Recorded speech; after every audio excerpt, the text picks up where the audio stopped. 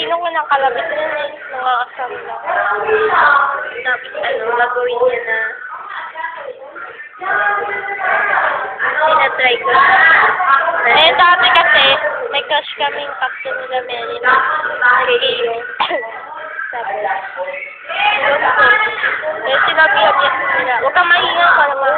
Sabihan nila Mary na hindi, I love you nito. Simigaw niya, I love you nito. Pero hindi ako sumigaw nun. Wala, nakaslide lang siya. Parang tanga. Tapos, sa chair namin. Kasi, didesign namin yung chair namin kung anong gusto namin.